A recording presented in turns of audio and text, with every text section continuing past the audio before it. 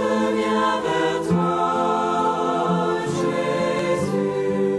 Je viens vers toi, Jésus.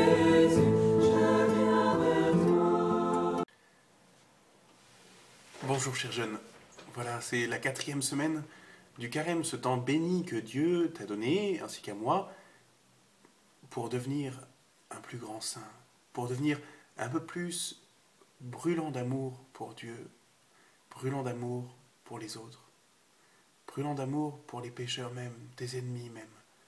Voilà ce que le Seigneur veut de toi, que tu sois un saint, que tu ailles à la poursuite de la brebis égarée, comme le bon berger Jésus, lui qui prend la brebis égarée sur ses épaules pour la ramener vers de verts pâturages. Alors, cette semaine, je voudrais, avec les 3 moyens dont je t'ai parlé les semaines précédentes, la prière, partage, la pénitence, prière, partage, pénitence, ces 3 moyens que l'Église nous donne pour vivre un bon carême, je voudrais en plus te faire découvrir une nouvelle vertu. La vertu qu'on appelle la bonté. Qu'est-ce que c'est que cette vertu?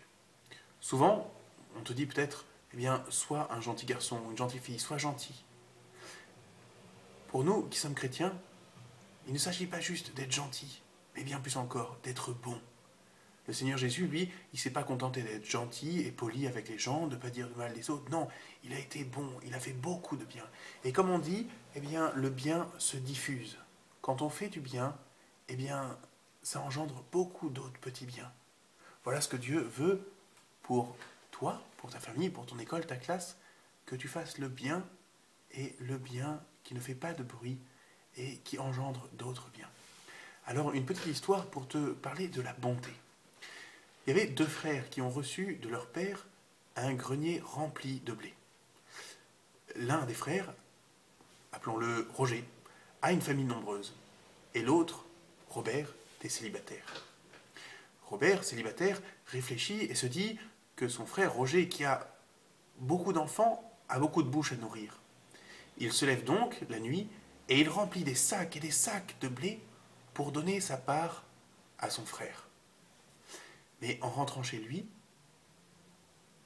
Roger voit son frère, Robert, déposer des sacs et des sacs devant sa propre grange.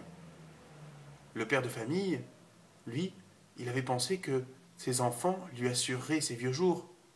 Alors il avait souhaité léguer sa part de blé à son frère célibataire. Tu vois, l'un comme l'autre ont voulu vivre la bonté. Alors, la bonté, qu'est-ce que c'est? C'est cette disposition que tu peux avoir de rechercher toujours à être bienveillant, à être charitable, c'est-à-dire à essayer de faire le bien pour l'autre. Pourquoi essayer toujours de faire le bien? Parce que on est toujours plus heureux en faisant le bien. Même si parfois ça ne semble pas être à notre avantage, eh bien on en retire de la joie. Jésus dit, il y a plus de joie à donner qu'à recevoir. Il y a plus de joie à donner qu'à recevoir. Et il dit un peu plus loin, dans l'Évangile, il n'y a pas de plus grand amour que de donner sa vie pour ce qu'on aime. Tu vois, être bon, c'est se donner. C'est avancer vers la sainteté que Dieu veut pour toi et pour chacun de nous. Et sache que si toi tu es bon, eh bien tu vas attirer la bonté des autres. Alors je voudrais te donner quelques petites idées pour vivre cette vertu de la bonté en cette semaine. Par exemple, eh bien, tu pourrais essayer de parler avec beaucoup de délicatesse et sans jamais critiquer les personnes, même ceux que tu apprécies le moins. Par exemple, tu pourrais essayer de ne jamais juger les autres, de ne pas les critiquer, mais toujours d'essayer de les excuser. Parce que tu sais très bien, toi, dès que tu fais du mal, tu trouves des excuses. Mais pour les autres, tu as du mal à en trouver. Alors voilà, on peut chercher à toujours trouver des excuses aux autres plus qu'à nous-mêmes.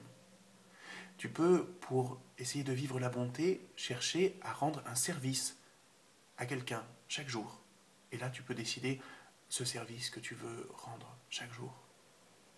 Pour les scouts, ou ce qu'on appelle les louveteaux, pour votre âge, on appelle ça la bonne action quotidienne. Bonne action quotidienne. Chaque jour, rendre un service à quelqu'un. Tu peux essayer de la vivre, cette bonne action quotidienne. Comment encore des pistes pour vivre la bonté? Eh bien, tu peux partager facilement ton goûter, prêter tes affaires. Tu peux essayer de ne pas choisir la meilleure part dans les repas, dans les jeux, les places.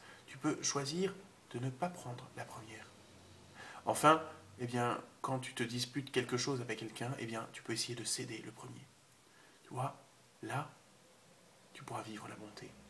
Et cette bonté-là, elle est comme une petite étincelle qui peut ensuite mettre le feu à une autre étincelle, à une brindille, à une brindille, à une brindille, et à faire un énorme feu de forêt.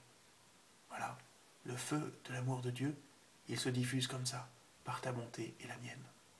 Alors, mon carême, maintenant tu peux prendre cette résolution d'un service quotidien et demander au Seigneur Jésus de t'aider à le vivre. Amen.